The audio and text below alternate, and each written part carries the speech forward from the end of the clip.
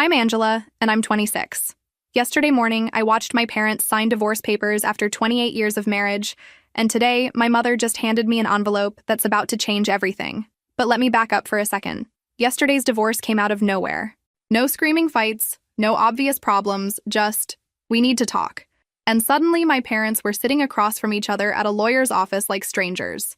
No explanation, no warning, just the sound of pens scratching on paper and my entire world shifting underneath me. I thought today's coffee invitation was finally going to give me answers. You know, the mother-daughter heart-to-heart where mom explains what went wrong and assures me that sometimes these things just happen. Instead, I got something that makes their sudden divorce look like small talk. Where are you watching from today? Drop your location in the comments below and hit that like and subscribe button if you've ever felt completely blindsided by your family. You'll definitely want to stick around for what happened next. Mom had texted me at 7 this morning. Meet me at Brewster's Cafe at 9. Important. The same coffee shop where we used to plan my birthday parties, where she helped me fill out college applications, where we'd gossip about Dad's questionable wardrobe choices. I figured it was the perfect place for her to finally explain why she'd just blown up our family. I arrived early, hoping to claim our usual corner table, the one with the wobbly leg that we'd learned to avoid over the years, next to the window where we could people watch while we talked. I ordered my usual vanilla latte and settled in to wait, mentally preparing myself for whatever explanation she was about to give me. Mom walked in exactly at 9, which should have been my first red flag. She's never been punctual in her life, usually runs at least 15 minutes late to everything, apologizing profusely while digging through her purse for whatever she's forgotten. But today she moved with purpose, her eyes scanning the cafe like she was checking for something specific. "Angela, honey," she said, sliding into the seat across from me without even ordering. "We don't have much time." Much time for what? I wanted to ask, but before I could open my mouth, she was reaching into her purse with shaking hands. The woman who'd raised me to be punctual and prepared was clearly neither of those things right now. She pulled out an envelope, old and yellowed around the edges like it had been stored somewhere dark for years. The way she handled it, carefully and deliberately, made my stomach twist with anxiety. "Listen to me very carefully," she whispered, leaning across our wobbly table. "Don't open this here. Go straight home and pack a bag. You have 24 hours? I stared at her like she'd just started speaking in tongues. "Mom, what are you talking about? 24 hours for what?" She pressed the envelope into my hands, and I could feel how thick it was, stuffed with something substantial. Her eyes kept darting around the cafe, watching the other customers like any one of them might suddenly become a threat. "I can't explain everything now. It's not safe. But Angela, your father." She paused, swallowing hard, and for the first time in my life, my composed, practical mother looked genuinely terrified. "Your father isn't who you think he is. None of this is what you think it is." Okay, so apparently I was living in some kind of thriller movie now. You know, the kind where the protagonist thinks they're having a normal Tuesday until someone hands them a mysterious envelope and tells them their entire life is a lie? Except this wasn't Netflix. This was my actual mother acting like we were being hunted by secret agents. "Mom, you're scaring me." "What do you mean Dad isn't who I think he is? He's David Thompson, accountant from Ohio who collects model trains and falls asleep watching the Weather Channel every Sunday." She grabbed my wrist across the table, her grip surprisingly strong for someone who usually struggled to open pickle jars. "Pack light, only essentials, cash only for everything from now on. And Angela?" Her voice dropped to barely a whisper. "Trust no one else, not even family." The envelope felt heavy in my hands, weighted with secrets I wasn't sure I wanted to discover. My mother, the woman who used to braid my hair and make chocolate chip pancakes on weekend mornings, was looking at me like she barely recognized me. "I love you, sweetheart," she said, standing abruptly without having touched a drop of coffee. "More than you'll ever know. But you need to go. Now."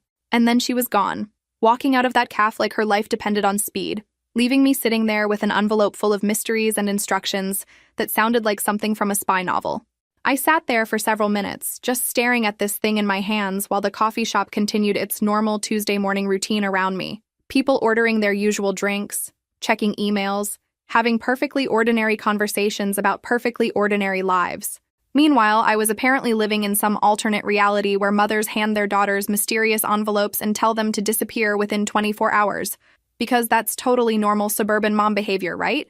The smart thing would have been to open it right there in the cafe. But something about the genuine fear in her eyes, the way she'd looked around like we were being watched, made me think maybe she was right about not being safe. So I paid for my untouched latte and headed home, my hands shaking almost as much as hers had been, carrying an envelope that was about to change everything I thought I knew about my life. I made it exactly to my childhood bedroom before ripping open that envelope. So much for following Mom's careful instructions about waiting until I got home safely, right? But honestly, would you have been able to resist? The contents spilled across my pink bedspread like pieces of someone else's life. First thing I saw was a passport, deep blue with United States of America printed in gold letters. I flipped it open and nearly dropped it on the floor. My photo stared back at me, but the name read Angelina Rodriguez, born in Miami, Florida. According to this document, I was apparently a 26-year-old Florida native who'd been issued this passport 3 years ago. 3 years ago. Mom had been planning whatever this was for 3 entire years. Next came a credit card, also in Angelina's name, and what looked like several $1,000s in cash. The bills were crisp and sequential, like they'd been sitting in a bank vault waiting for exactly this moment. There was a key attached to a plastic tag with an address in Clearwater, Florida, and a handwritten note that simply said, "Emergency apartment. Everything you need is there." But it was the letter at the bottom that made my blood run cold. Mom's familiar handwriting, but shakier than usual, like she'd written it under stress or in a hurry. "My dearest Angela," it began, "if you're reading this, it means the life we built for you is no longer safe. Your father is not the man you know. He's not even the man I thought I married 28 years ago. The truth is dangerous, and I've spent your entire life protecting you from it." I had to stop reading for a moment. You know that feeling when the ground shifts under your feet, and suddenly everything you thought was solid turns out to be quicksand? Yeah, that was happening in real time. The letter continued. "Pack only what you absolutely need. Use the identity I've created for you. Go to the Florida address immediately. Do not contact anyone from your old life, not friends, not coworkers, not family members. I will find you when it's safe. But until then, Angela Thompson no longer exists. You are Angelina Rodriguez now. Angelina Rodriguez." Even thinking the name felt like wearing someone else's clothes. Clothes that came with a completely different life story, and apparently a father who wasn't who I thought he was. There was more. I know this is confusing and terrifying. I know you have a million questions, and I wish I could answer them all right now. But sweetheart, some answers are more dangerous than ignorance. Trust me.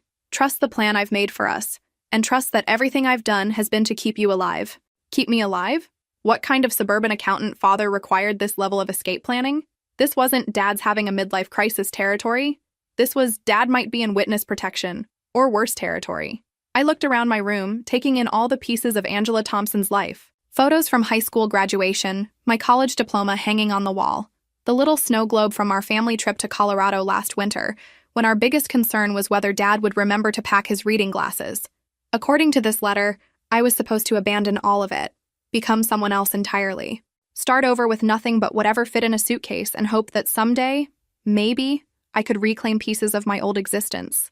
The really unsettling part was how thorough Mom's planning had been. The passport was dated 3 years ago, which meant she'd been building Angelina Rodriguez's identity long before whatever crisis had finally triggered this emergency plan. What kind of marriage requires that level of contingency planning? What kind of husband makes his wife secretly prepare escape routes for their daughter? I started throwing clothes into a suitcase, my hands moving automatically while my brain tried to process the impossibility of the situation. Jeans, sweaters, underwear, the basics.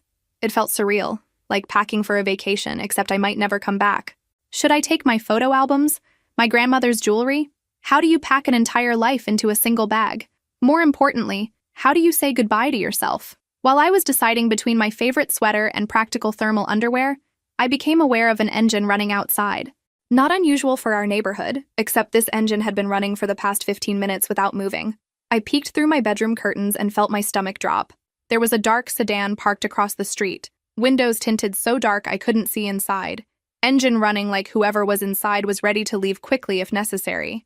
The car hadn't been there when I got home from the caf. It was positioned perfectly to watch our front door with a clear view of anyone coming or going. Suddenly, Mom's paranoid behavior at the coffee shop was making a lot more sense. My phone buzzed with a text from an unknown number. "They found you. Leave now. Back door." Great. Apparently, I now had mysterious allies sending me warnings about mysterious threats. This was officially the strangest day of my life, and considering my parents had just gotten divorced without explanation, that was really saying something. I grabbed my suitcase, the cash, the credit card, and the passport. Everything else, 26 years of Angela Thompson's life, would have to stay behind. As I headed for the back door, I took one last look around the house where I'd grown up. All those memories, all those ordinary moments that had seemed so normal just hours ago, now felt like props in some elaborate performance I hadn't known I was part of. Time to find out what the real story was. Turns out, sneaking out of your childhood home with a suitcase and a fake identity is exactly as weird as it sounds. I went out the back door through Mom's garden, the same route I'd used exactly once in high school to meet Tommy Barnes at a party my parents had forbidden me to attend. Mom had caught me and grounded me for 2 weeks. If only teenage me had known that someday I'd be using the same escape route to disappear entirely from my own life. The dark sedan was still parked out front when I carefully made my way around the block to where I'd left my Honda. I kept my head down, trying to look like any normal person running Tuesday errands, definitely not someone fleeing from mysterious watchers with a suitcase full of emergency supplies. As I drove toward the airport, following the GPS directions to what felt like my own disappearance, I couldn't shake the feeling that my entire existence had been some kind of elaborate performance. And I was just now finding out I'd been the only actor who didn't know it was all fake. The airport was busier than I'd expected for a Tuesday afternoon. Families heading home from vacations, business travelers rushing between gates, completely normal people living completely normal lives. I envied every single one of them. I found the first drugstore I could locate and bought the cheapest black hair dye they had, along with scissors and oversized sunglasses. If I was going to become Angelina Rodriguez, I might as well look the part. The airplane bathroom became my transformation chamber. 30 minutes later, blonde Angela was gone forever. The mirror reflected a stranger with dark hair and sunglasses that covered half her face. Hello, Angelina. Nice to meet you, I guess. You know what they don't tell you about dramatically changing your appearance in a public restroom? It's surprisingly easy when you're running on pure terror and adrenaline. Though I do not recommend cheap drugstore dye if you have any other options. My hair looked like I dunked it in chocolate syrup, but at least it was different. The flight to Tampa felt endless. Every person who walked down the aisle could have been coming for me. The businessman in 12C checking his phone, obviously reporting my location to whoever had been watching our house. The flight attendant who smiled at me, definitely suspicious. That crying baby in row 8, probably a distraction while someone planted a tracking device in my carry-on. Paranoia is exhausting, by the way. No wonder Mom had looked so tired lately. If she'd been living like this for years, constantly looking over her shoulder, it explained why she'd aged so much recently. I'd attributed it to marriage stress, but apparently the marriage falling apart was the least of our family's problems. I kept pulling out the key to the Florida apartment, running my thumb over the plastic tag. 1247 Sunset Drive, Unit 403, Clearwater, Florida. According to Mom's note, everything I needed would be there. But what did that mean exactly? Food, clothes, more fake identities? A detailed explanation of why my entire life had apparently been built on lies? The woman next to me was reading a romance novel with a shirtless guy on the cover, completely absorbed in whether the heroine would choose the Duke or the stable boy. I envied her fictional problems. Her biggest worry was literary love triangles. Meanwhile, I was wondering if my accountant father was secretly in the witness protection program. When we landed in Tampa, I followed signs to the rental car counter with my new credit card in Angelina's name. It worked perfectly, which was both reassuring and terrifying. How long had Mom been planning this identity? How much money had she managed to stash away under a fake name? The drive to Clearwater should have been relaxing. Palm trees, sunshine, the kind of postcard-perfect Florida scenery that usually makes people feel like they're on vacation. Instead, I spent the entire time checking my rearview mirror, convinced every car was following me. When I finally found 1247 Sunset Drive, I sat in the parking lot for 10 minutes, staring up at the building. It was a nice mid-rise apartment complex, the kind of place that would blend in perfectly anywhere in Florida. Smart choice for someone trying to disappear. Unit 403 was on the 4th floor, corner unit with windows facing the parking lot. I stood outside the door for a full minute before using the key, half expecting alarms to go off or security guards to appear. Instead, the lock turned smoothly and the door opened to reveal the most surreal sight of my already impossible day. The apartment was completely furnished. Not just furnished, but decorated like a high-end hotel suite. Leather couch, glass coffee table, abstract art on the walls, everything coordinated in calming blues and whites. But here's what really got me. Everything was chosen as if Mom knew my taste perfectly. The throw pillows matched the exact shade I'd painted my college dorm room. The books on the shelf were authors I actually read.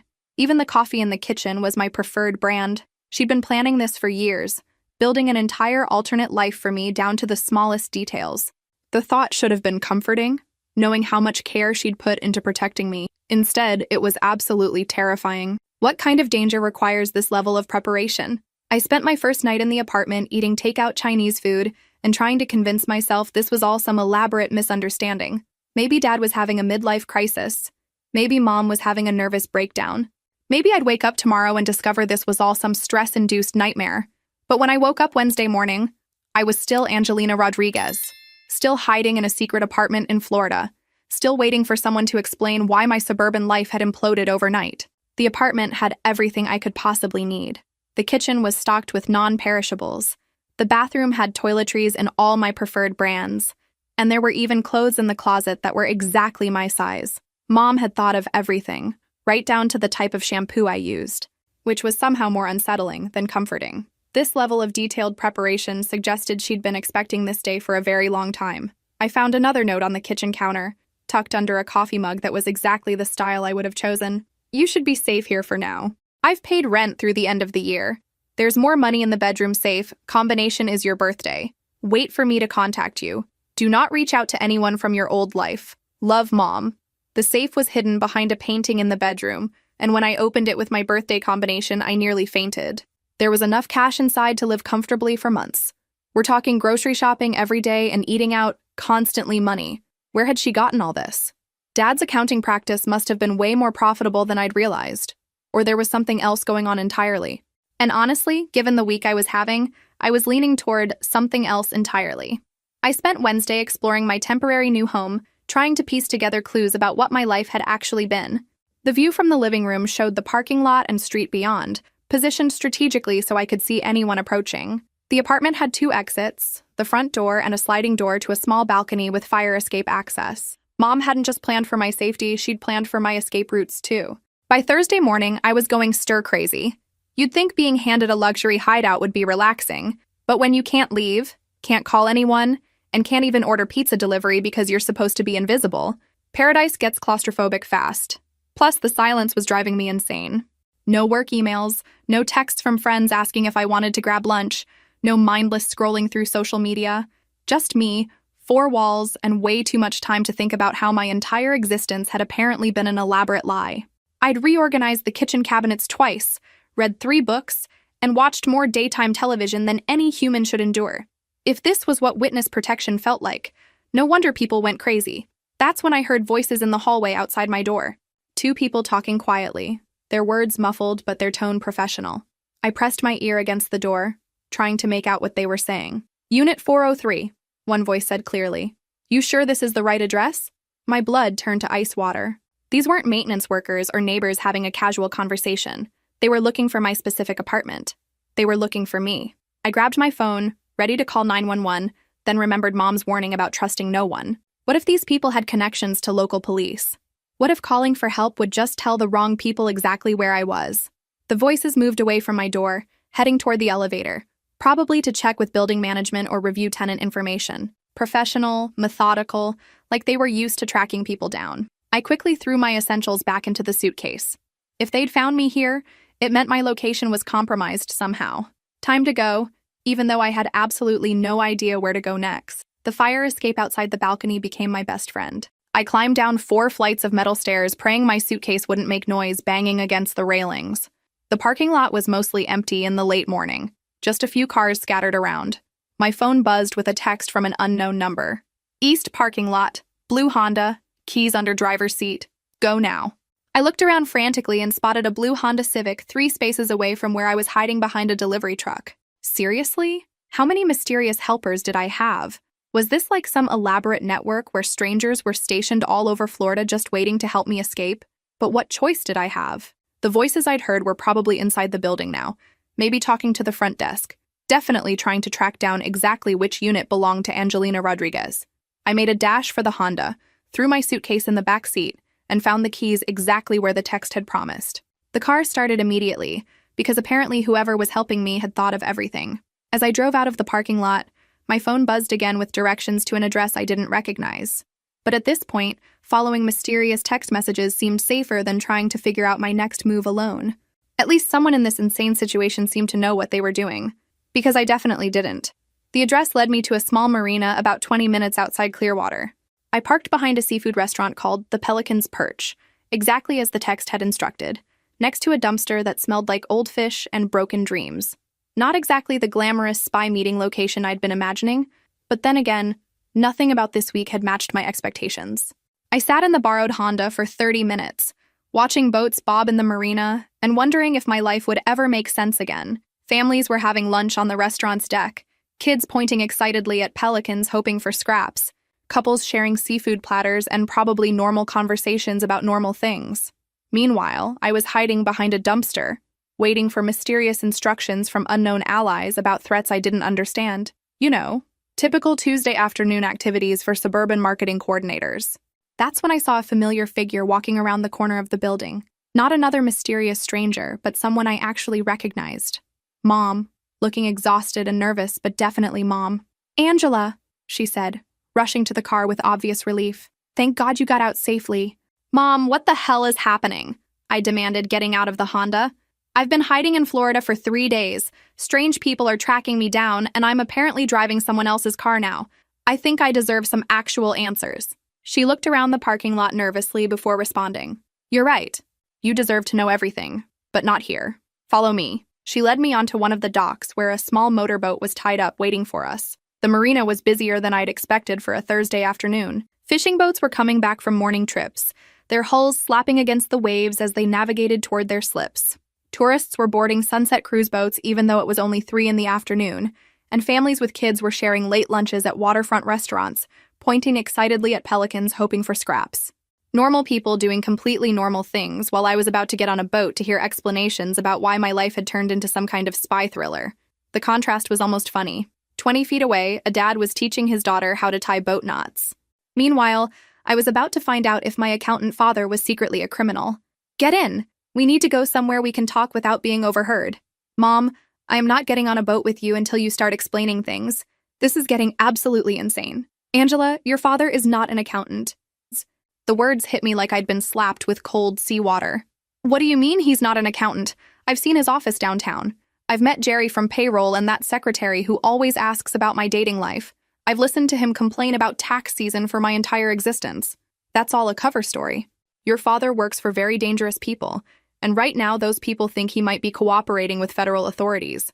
They're looking for leverage to use against him. Leverage like me. Leverage like you." I stared at her, my brain refusing to process this information. My boring suburban dad who collected model trains, fell asleep watching the Weather Channel, and got genuinely excited about new episodes of documentaries about World War II, was apparently involved with dangerous criminals.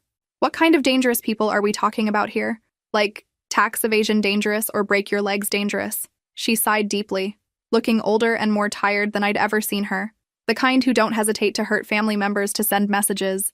The kind who consider loyalty more important than law. Great. So we'd gone from tax evasion to might end up sleeping with the fishes. This was definitely not how I'd imagined my week going when I'd woken up Monday morning worried about whether I'd remembered to pay my electric bill. We got in the boat, and she started the engine with practiced ease, heading toward a small island about a mile offshore.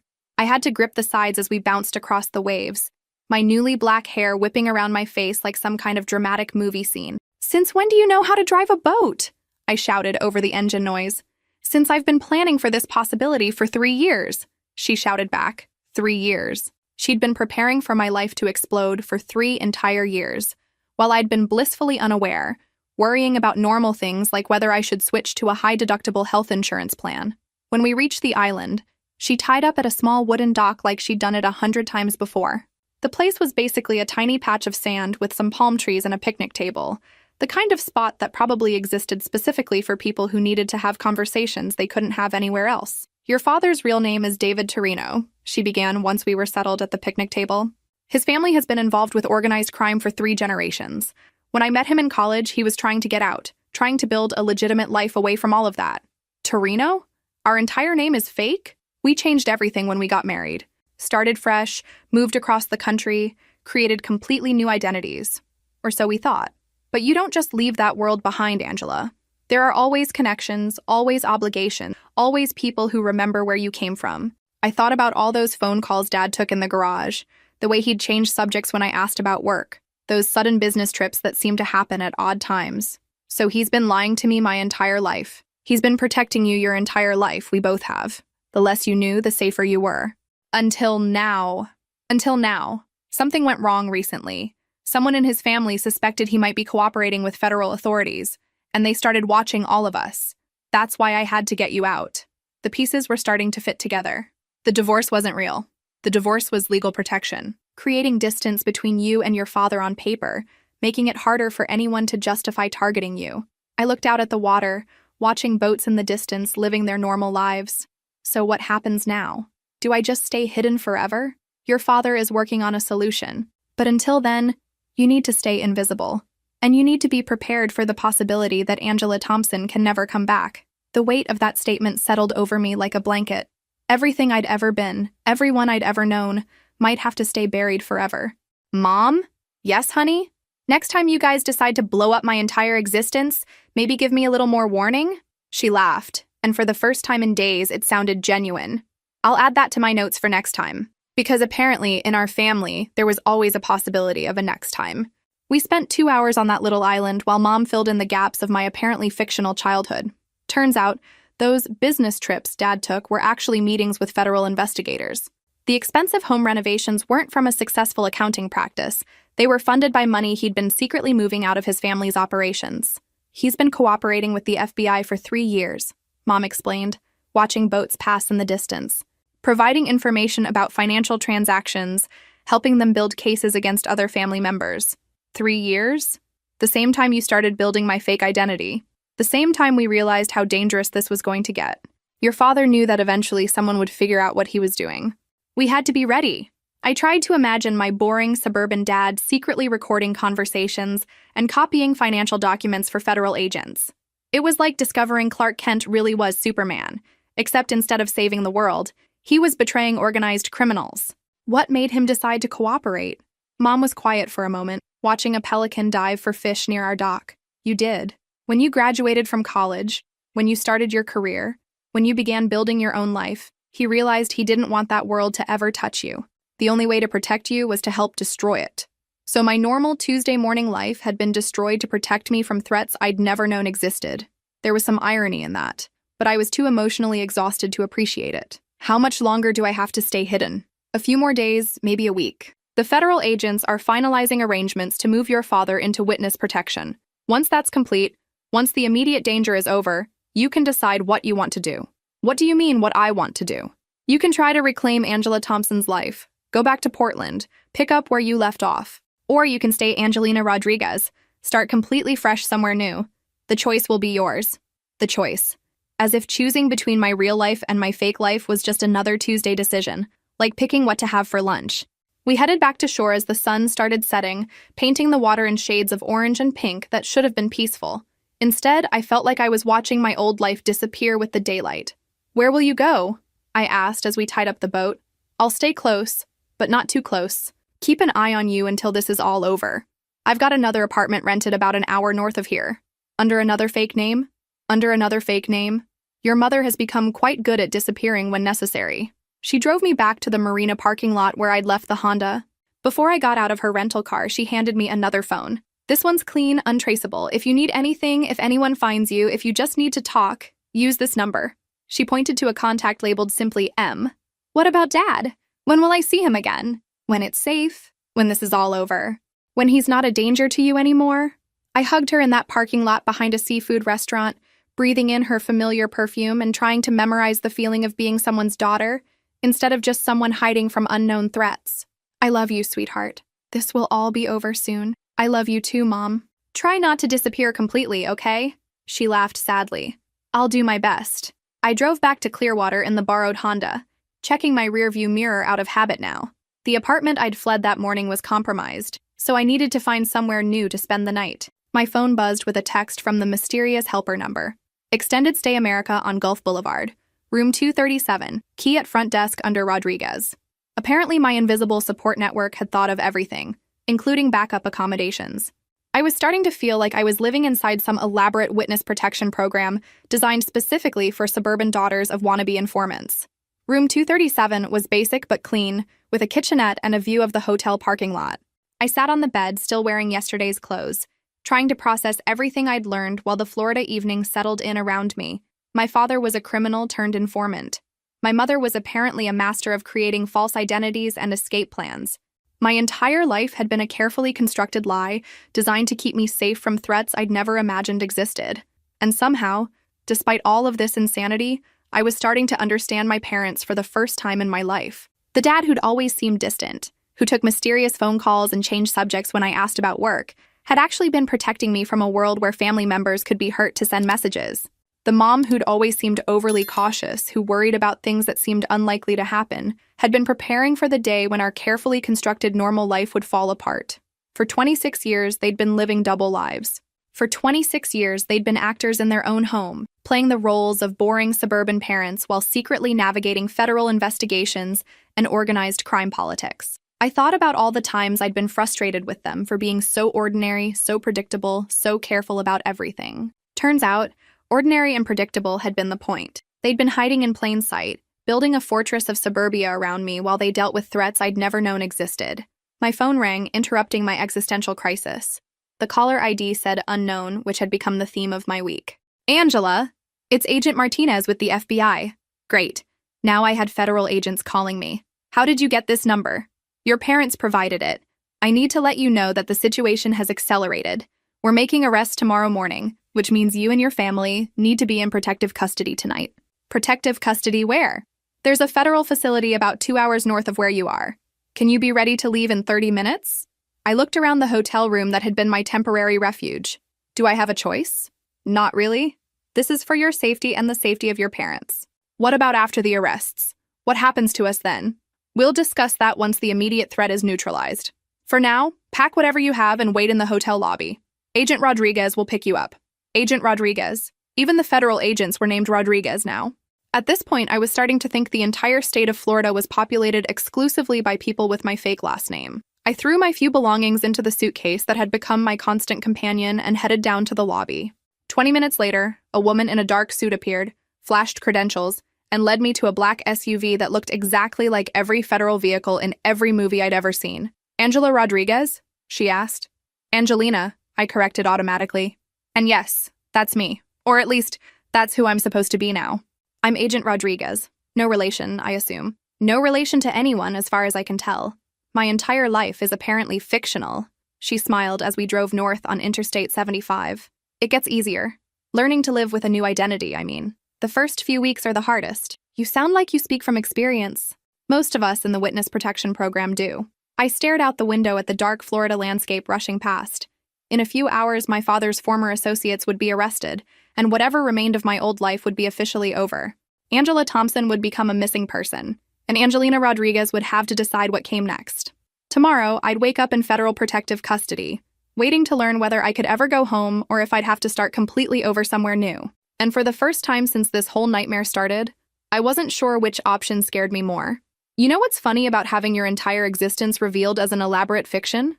After the initial shock wears off, you start wondering which parts of yourself were real all along. I guess I was about to find out. I woke up Thursday morning to someone knocking on my hotel room door. For a second, I forgot where I was, forgot who I was supposed to be, forgot that my life had become some kind of witness protection situation. Then reality crashed back, and I grabbed the untraceable phone Mom had given me, ready to call for help if whoever was knocking turned out to be one of the mysterious, dangerous people I was supposedly hiding from. Angela, it's us, Dad's voice. Through a hotel room door in Florida when he was supposed to be back in Oregon dealing with federal investigators and organized crime family members. I opened the door to find both my parents standing in the hallway, looking like they'd been traveling for hours. Dad had dark circles under his eyes, and Mom looked like she'd aged 5 years since yesterday. What are you doing here? I thought you said it wasn't safe for us to be together. Plans changed, Dad said, glancing nervously down the hallway. We need to leave Florida, all of us, today. Great. So much for my temporary stability in extended stay hotels and mysterious support networks. Leave Florida and go where? Somewhere safe, Mom said, which wasn't exactly the detailed explanation I was hoping for. Pack your things. We'll explain everything once we're on the road. On the road to where? I demanded. I'm getting pretty tired of following mysterious instructions without knowing what's actually happening. Dad looked at me directly for the first time since this whole nightmare started. Angela, I know this is confusing and frightening. I know you have every right to be angry with me. But right now, I need you to trust me one more time.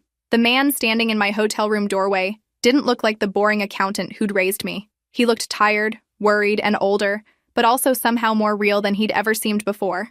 Like he'd finally stopped pretending to be someone else. The federal investigation moved faster than expected, he continued, They're making arrests today, which means anyone connected to my family needs to be somewhere else immediately. Arrests of who? People who would very much like to have a conversation with me about what I've been telling federal agents for the past 3 years. I grabbed my suitcase and followed them out to the parking lot, where Mom's rental car was loaded with what looked like all of their belongings.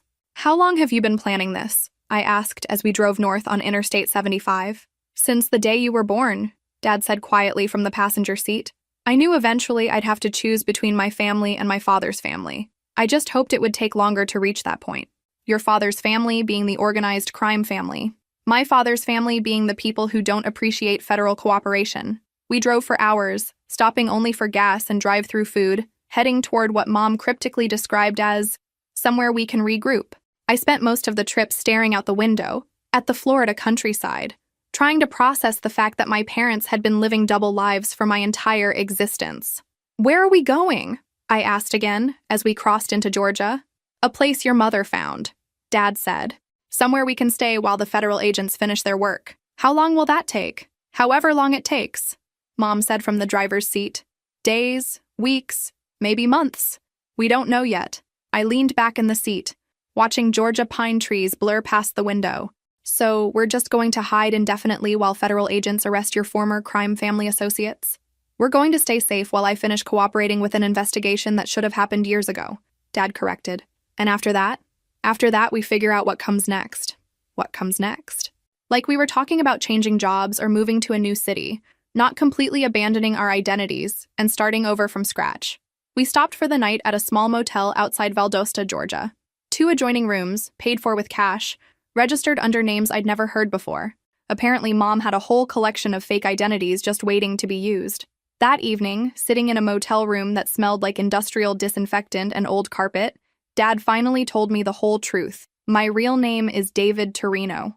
My father was Vincent Torino, and his business was import-export with very flexible ethics.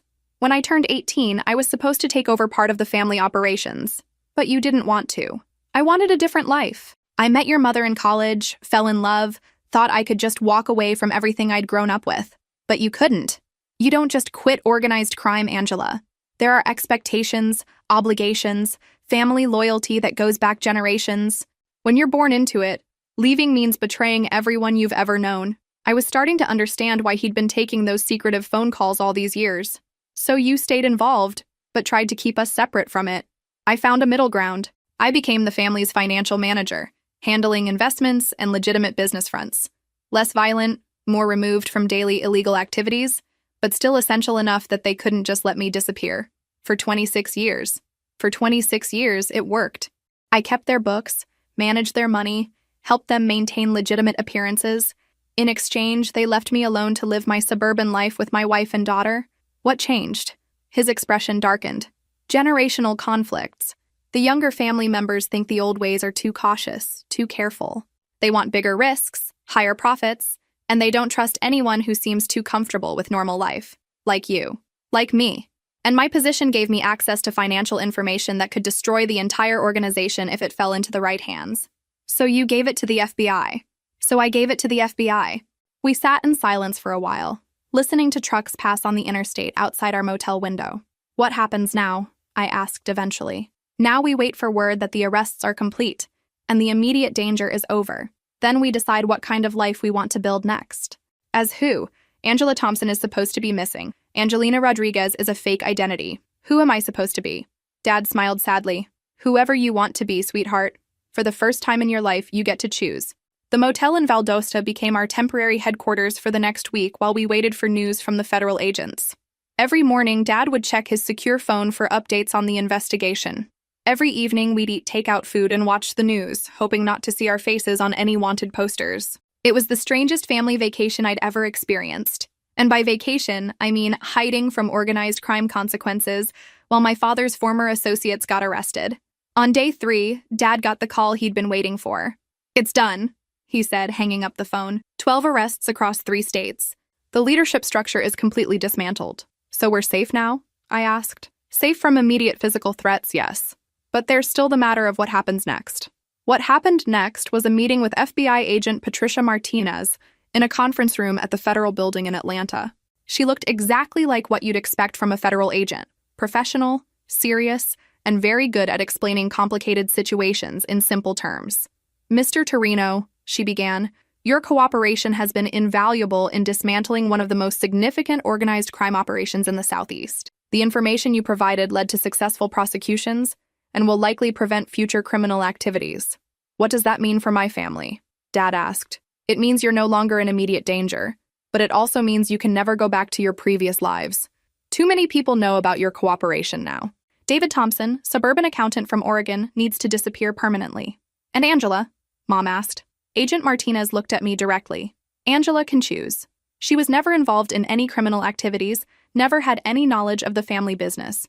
She can reclaim her original identity and return to her previous life, or she can start fresh with a new identity in a new location. Choose." There was that word again. Like deciding whether to keep my entire life history or throw it away was just another multiple-choice question. "What would starting fresh involve?" I asked. "New name, new social security number, new background history. We'd help you establish residency in a new city, find employment, create all the documentation needed for a completely fresh start. And if I choose to go back to being Angela Thompson, you'd need to explain your disappearance to friends, family, employers. Create a plausible story for where you've been for the past 2 weeks. Resume your previous life with the understanding that you can never discuss what really happened." I thought about my apartment in Portland, my job in marketing, my friends who probably thought I'd vanished without explanation. My entire social media presence was probably filled with concerned messages and speculation about where I'd gone. "How long do I have to decide?" "Take as much time as you need," Agent Martinez said, "but understand that once you make the choice, it's permanent. If you choose to start fresh, Angela Thompson disappears forever. If you choose to go back, you can never contact your parents again, for their safety and yours. Never contact my parents again." After spending 2 weeks discovering that everything I'd known about them was wrong, I'd finally started understanding who they really were. And now I might have to choose between keeping them and keeping myself. "Where will you go?" I asked them after the meeting. "Somewhere warm," Mom said with a sad smile. "Somewhere we can finally stop pretending to be people we're not. With new names and new identities." With new names and new identities. We drove back to the motel in silence, each of us probably thinking about the impossible choice I was facing. In the parking lot, Dad turned to me with an expression I'd never seen before. "Angela, I need you to know something. Everything I did, every choice I made, every lie I told, was to protect you. I know that doesn't make it right, but I need you to understand that you were always the most important thing in my life. More important than your criminal family? More important than anything. That's why I spent 3 years secretly building a case against them. That's why I was willing to destroy everything I'd known since childhood, because you deserved a chance to live a life free from their influence." I looked at my parents, these two people who'd apparently spent 26 years constructing an elaborate fiction to keep me safe from threats I'd never known existed. "I need time to think," I said. "Take all the time you need," Mom said. "Whatever you decide, we'll understand." That night, lying in a motel bed in Georgia, I stared at the ceiling trying to figure out who I was supposed to be. Angela Thompson, marketing coordinator from Portland, living the life everyone expected me to live, or Angelina Rodriguez, starting completely fresh with no history, no connections, no predetermined path. For the first time in my life, I had complete freedom to choose my own identity, and it was absolutely terrifying. I spent 3 days walking around Atlanta thinking about who I wanted to be. 3 days of sitting in coffee shops, wandering through parks, watching normal people live their normal lives while I tried to decide whether to reclaim my old existence or build a completely new one. It's funny how you can live somewhere your entire life and never really notice the details until you're facing the possibility of never seeing it again. I found myself memorizing things about Atlanta that I'd never paid attention to before. The way the afternoon light hit the buildings downtown, the sound of street musicians in the park, the smell of food trucks serving lunch to office workers who probably had no idea how lucky they were to have normal problems. On Tuesday, I sat in a Starbucks near Georgia Tech, watching college students stress about finals and part-time jobs and whether their crushes would text them back. I envied their predictable problems. Their biggest worry was probably whether they'd pass organic chemistry or figure out what to do after graduation. Meanwhile, I was sitting there with 2 different identities to choose from, trying to decide which version of myself I wanted to be for the rest of my life. Angela Thompson, marketing coordinator from Portland, Oregon, daughter of suburban parents, living a life that everyone expected her to live. She had friends who were probably worried sick about where she'd disappeared to. She had an apartment full of furniture and photo albums and all the accumulation of 26 years of existing in one place. She had a job that was boring but steady, relationships that were comfortable if not passionate, a whole social media presence documenting her ordinary but predictable life. Or Angelina Rodriguez, a blank slate, free to become whoever she wanted to be, with no history weighing her down but also no connections to anchor her. She could move anywhere, try anything, reinvent herself completely without having to explain to anyone why she was changing. The choice should have been obvious. Who wouldn't want complete freedom to start over? But here's what I realized on Wednesday morning. Sitting in Piedmont Park, watching people walk their dogs and push strollers and live their beautifully mundane lives, Angela Thompson had never really been free to choose anything. Her entire existence had been carefully constructed by parents who were protecting her from threats she didn't know existed. Her job, her apartment, her carefully curated social circle, even her personality had been shaped by limitations she'd never understood. How do you mourn the loss of an identity that was never really yours to begin with? On Thursday morning, I called Agent Martinez. I've made my decision, I told her. And I want to be Angelina Rodriguez. The words felt strange coming out of my mouth, but also somehow right. Angela Thompson had been someone else's creation, built around limitations and protections I'd never understood. Angelina Rodriguez could be whoever I decided to become. Are you sure? Agent Martinez asked. Once we process the paperwork, there's no going back. Angela Thompson will be declared missing, presumed dead eventually. Your friends, your co-workers, anyone who knew you will have to accept that you're gone forever. I thought about my college roommate who still sent me birthday cards, my work friends who grabbed drinks after particularly stressful days, my neighbor who always asked me to water her plants when she went out of town. They'd never know what happened to me. They'd probably spend months wondering if I'd been kidnapped or killed, or just decided to disappear on my own. I'm sure, I said, and surprised myself by meaning it. What I didn't tell her was that the decision had been easy once I realized the truth. I'd never really been Angela Thompson, anyway. That identity had been just as fictional as Angelina Rodriguez, just with a longer history and more elaborate backstory. My parents had spent my entire life creating a character for me to play, keeping me safe by keeping me ignorant. The careful suburban daughter, the responsible marketing coordinator, the woman who dated appropriate men and lived within careful boundaries. That had all been as much of a performance as any fake identity the federal government could create. Now I could finally write my own story. The federal agents set me up with everything I needed to start fresh. New social security number, new driver's license, new credit history, even new educational transcripts that showed Angelina Rodriguez had graduated from the University of Miami with a degree in marketing. Where would you like to relocate? Agent Martinez asked during our final meeting. Somewhere I can disappear completely, I said. Somewhere Angela Thompson never existed. She suggested several cities, but when she mentioned Austin, Texas, something clicked. Big enough to get lost in, small enough to feel manageable, far enough from Oregon that I'd never accidentally run into anyone from my old life. Austin it is, I said.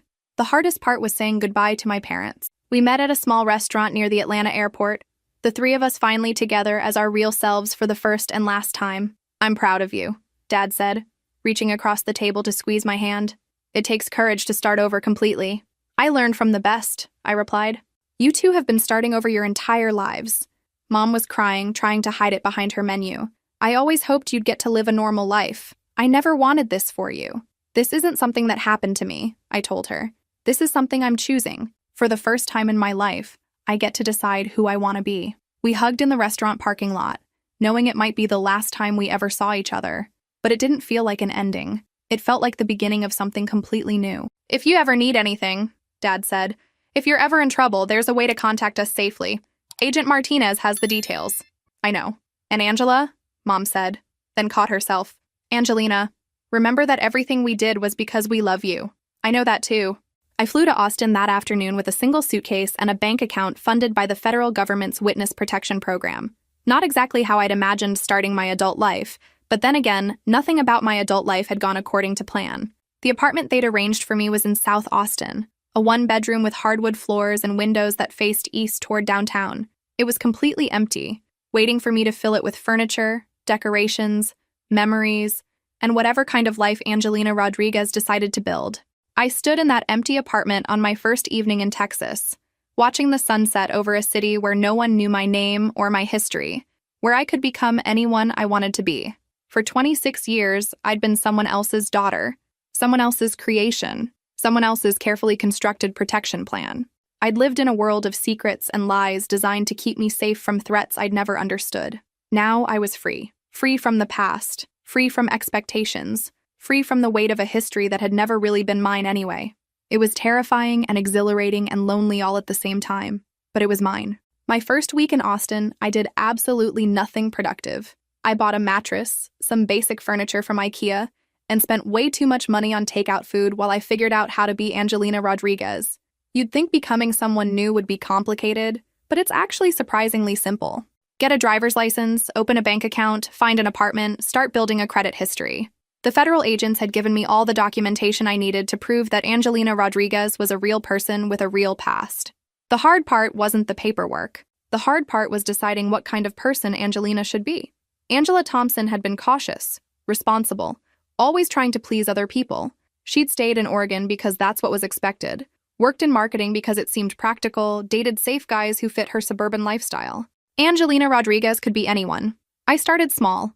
I dyed my hair auburn instead of black, bought clothes in colors I'd never worn before, signed up for a yoga class where I'd never have to explain why I was new in town. The yoga instructor was a woman named Sarah who talked about authenticity and finding your true self. I almost laughed during the first class, thinking about how I was probably the least authentic person in the room. But then I realized that maybe authenticity wasn't about having a consistent past. Maybe it was about making choices that felt true to who you wanted to become. After 2 weeks of exploring Austin and trying to figure out who Angelina Rodriguez should be, I started job hunting. Marketing seemed like the safe choice, the practical choice, the choice Angela Thompson would have made. Instead, I applied for a position at a small nonprofit that helped refugees resettle in Texas. It wasn't related to my degree, it didn't pay particularly well, and I had absolutely no experience in social services. But something about helping people start over in a new place with nothing but hope and determination appealed to me. I understood what it felt like to rebuild your entire life from scratch. "Why do you want to work with refugees?" the interviewing manager asked.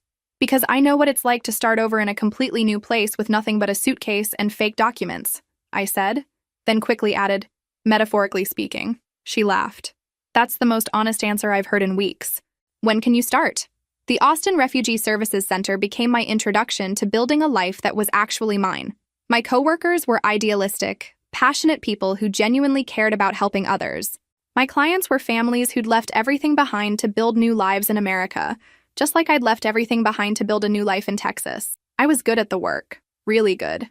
Turns out, when you've recently navigated the complex process of creating a new identity and starting over in an unfamiliar place, you're pretty qualified to help other people do the same thing. "You seem to really understand what our clients are going through," my supervisor mentioned after I'd been there a month. "I've moved around a lot," I said, which was technically true. "Well, whatever your background is, you have a gift for this work." 3 months into my new life, I realized I was happier than I'd ever been as Angela Thompson. Not because my circumstances were better, but because I was finally making choices that felt like mine. I rented a small house in East Austin with a backyard where I could grow vegetables. I adopted a dog from the local shelter, a mixed breed named Bruno, who'd been abandoned by his previous owners. I started learning Spanish so I could communicate better with clients who were still learning English. I made friends with my neighbors, joined a book club, started dating a teacher named Marcus who made me laugh and never asked too many questions about my past. 6 months after arriving in Austin, I was walking Bruno through the neighborhood when my phone rang.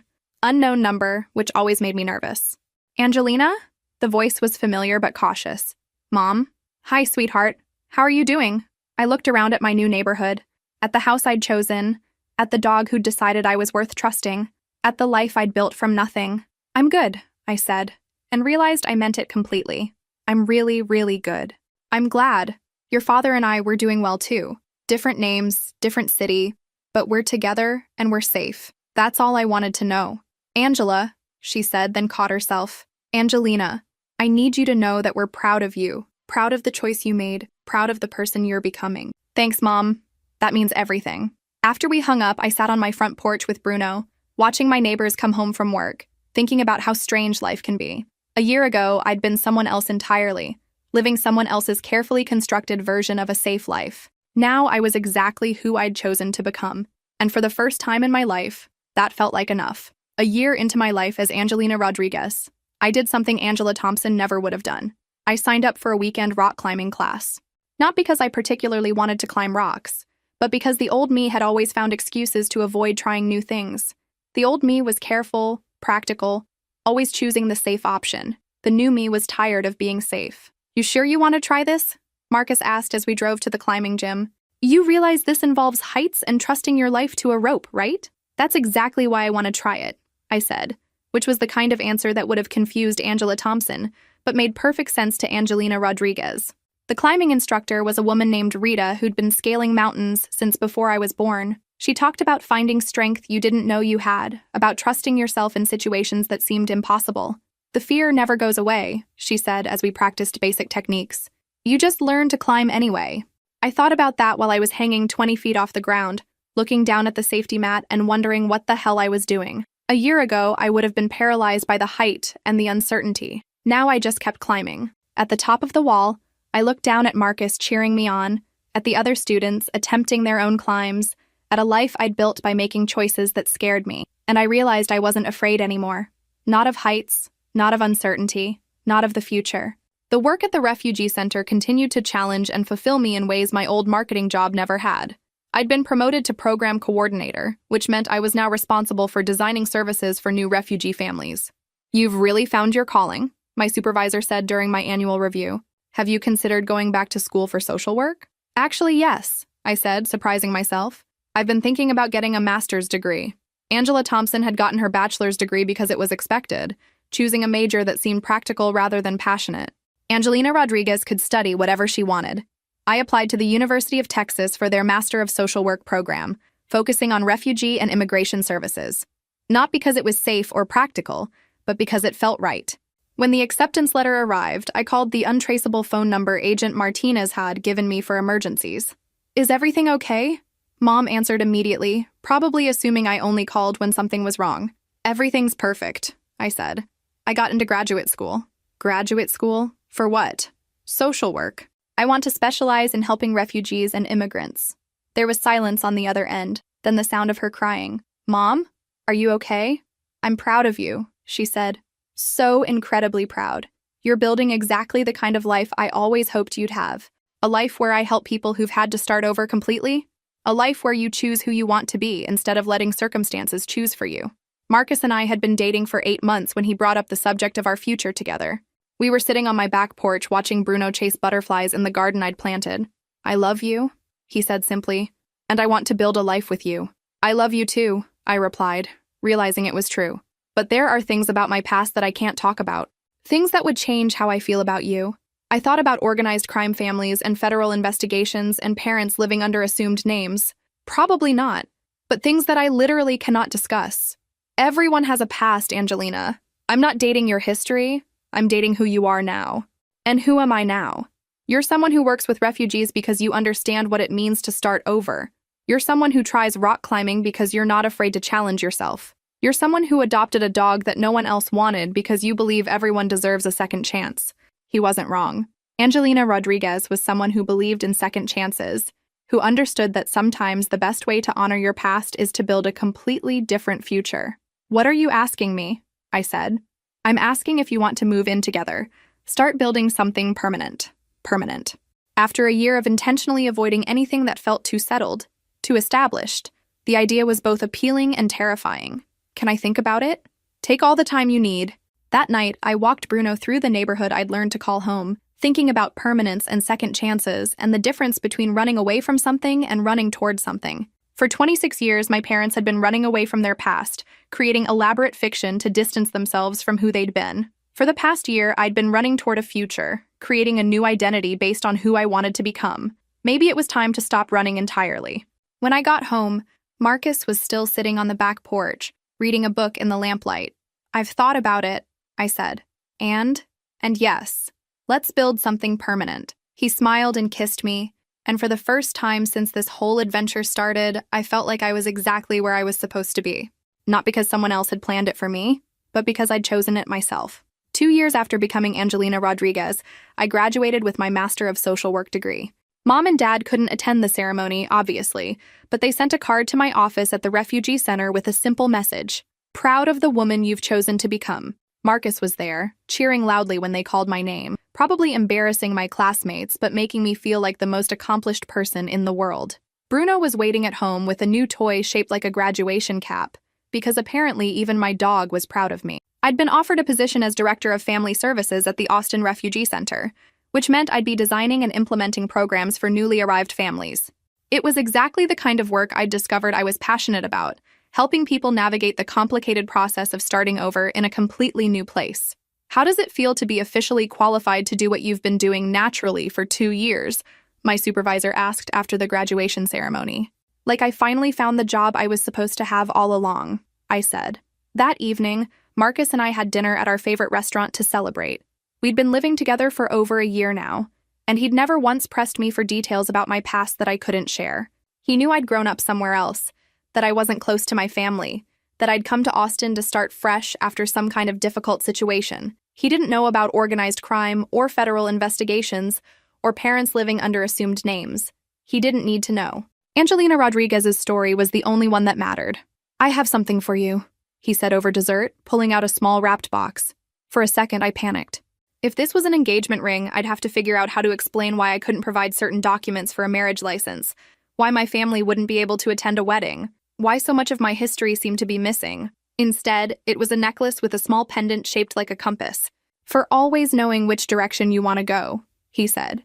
It's perfect, I said, and meant it completely. That night, lying in bed in the house we'd made together, I thought about the journey that had brought me here. From Angela Thompson, suburban daughter living someone else's carefully constructed life, to Angelina Rodriguez, choosing every aspect of her existence.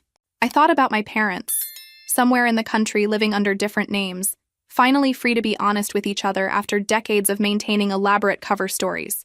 I hoped they were happy. I hoped they'd found a way to build something real together. I thought about the families I worked with, people who'd left everything behind to build new lives in America.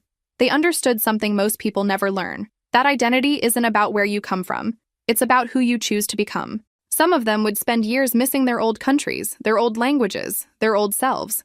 Others would embrace their new identities completely, grateful for the chance to start over. I'd chosen to be grateful. 3 years after arriving in Austin with nothing but a suitcase and a fake identity, I owned a house, had a career I loved, a man who loved me, a dog who thought I was the best person in the world, and friends who knew me as Angelina Rodriguez, Director of Family Services, rock climbing enthusiast, and champion of second chances. Angela Thompson had been someone else's creation, carefully constructed to keep me safe from dangers I'd never understood. Angelina Rodriguez was my own creation, built from choices that felt true to who I wanted to be. Some people might say I'd lost my identity when my parents' past finally caught up with them. I preferred to think I'd finally found it. The truth is, we're all constantly becoming new versions of ourselves anyway. Every choice we make, every experience we have, every relationship we build, changes us in small ways. Most people just don't get the chance to do it all at once, to consciously decide who they want to be and start fresh. I'd been given that chance, and I'd used it to build a life that was entirely mine. Marcus rolled over in his sleep, putting his arm around me, and Bruno jumped up on the bed even though he wasn't supposed to, settling down at our feet like he owned the place. This was my family now. Not the one I'd been born into, not the one that had spent my entire childhood protecting me from their secrets, but the one I'd chosen to build. And for the first time in my life, I felt completely, authentically myself. Not Angela Thompson, not even really Angelina Rodriguez, but someone new entirely. New. Someone who understood that love sometimes means letting go, that safety sometimes requires courage, and that the best way to honor your past is to build a future worth having. Outside, Austin was settling into another peaceful night. Inside, I was exactly where I belonged.